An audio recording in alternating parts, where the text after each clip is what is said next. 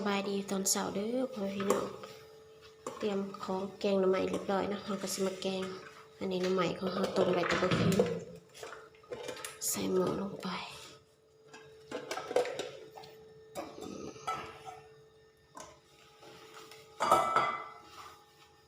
สิมีลูกโดดน้ำละกัน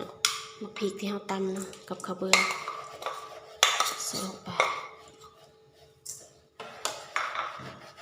ตามด้วยน้ำยะนาง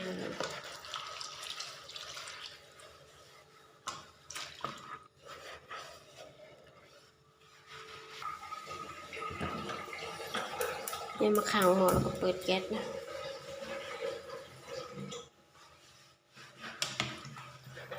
คนข้าวเบื่อมันเข้ากันกับน้ำกับหน่อไม้ก่อนเดี๋ยวคนมาปรุงกัน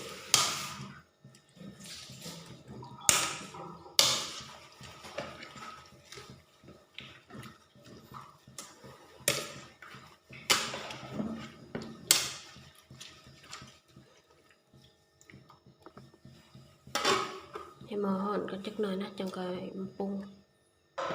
ระหว่างรอหม้อห่อนเราก็สิมาหั่นหมักบวบถานะเราสิแกงใส่หยอดแล้วก็ใส่หมากบวบ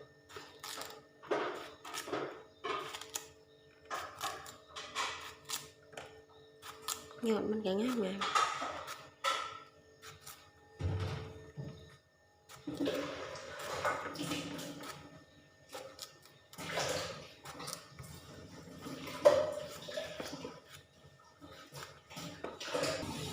เครื่องแกงมีเห็ดหูหนูพร้อม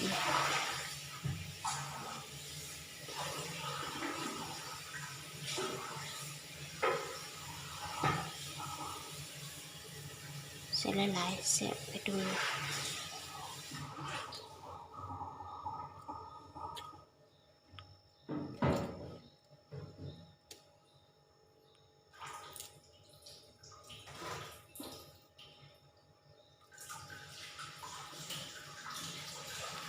พิเศษมินิใส่ผักคะพร้อมนะเพราะว่า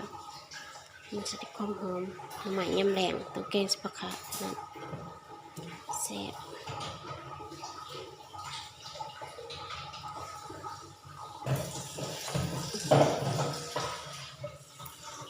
เด็ดหยอดบวบ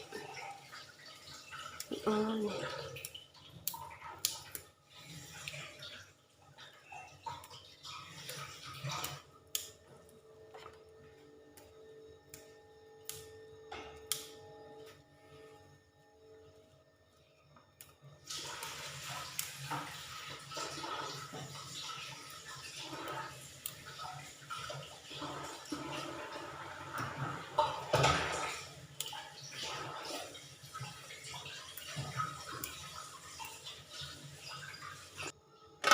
หม้อเริ่มห่อนแล้วนะสำหรับปรุงแบบนี้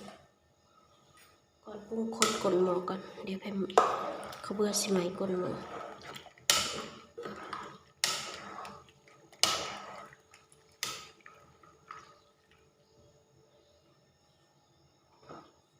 ดับแหลกเลยใส่ผงนัว1 ช้อน2 ช้อน3 ช้อนที่ใส่ในกล่องนั่นแหละตามด้วยน้ำตาลช้อนหนึ่งนี่ช้อนเดียวพอตามด้วยเกลือนิดหน่อยสุดท้ายคือใส่น้ำปลาแดกเนาะบัดนี้จะเป็นน้ำปลาแดกปรุงกับปลาแดกสดเนาะสุดในสิแกงเพราะว่าใส่แต่ซดนิดๆมันจะกลิ่นมันแห้งก็ใส่ปลาแดกปรุงจากช้อนหนึ่งพอช้อนเดียว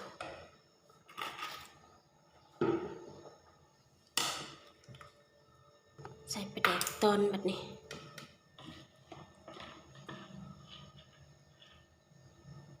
ใส่ลงไป5 ตอนตามด้วยน้ำอีก1 ช้อนพอแล้วก็สีเอาไว้ในนี้แหละให้มันห่อนกันนะเพราะว่าปลาแดกอันนี้มันหยักเปื่อย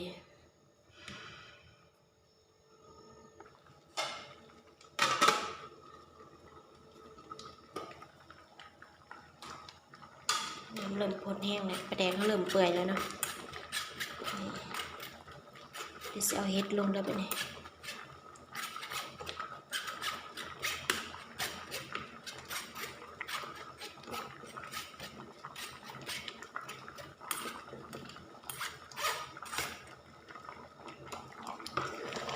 น้ำพดแห้งเลย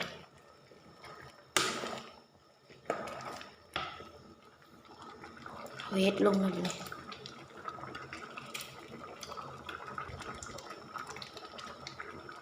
เห็ดลงแล้วเขาก็เอาบวบลงต่อเนาะ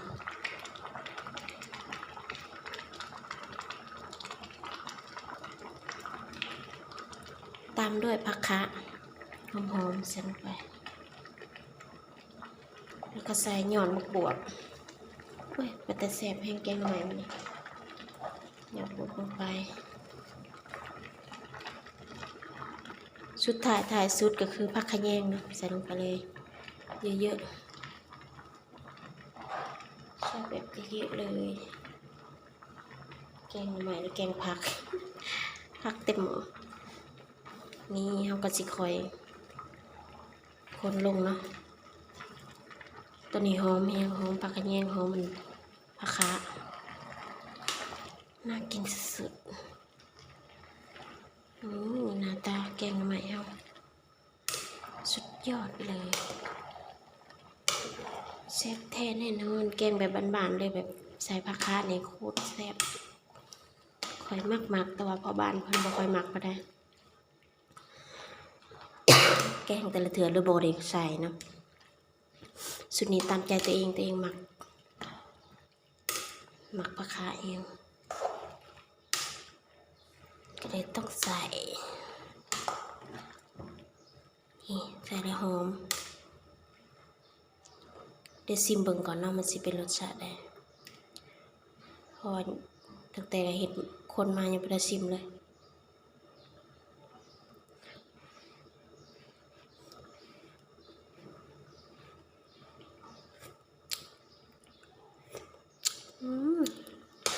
นี่แหละรสชาติที่ต้องการ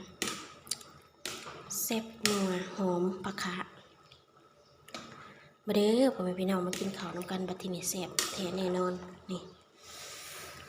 แกงหน่อไม้สดๆเลยหน่อไม้แบบเนื้ออ่อนๆเลยเป็นแซ่บปันยังนี่บวบอ่อนเดี๋ยวเราสิปิดแก๊สแล้วนะก่อนหน่อไม้มันสุกแล้วแกงเราสุกแล้วนี่เรียบร้อยน่ากินแห้งมาพี่น้องทุกคนกินน้ำกันสดน้ำมันหอนในสุดยอดเลย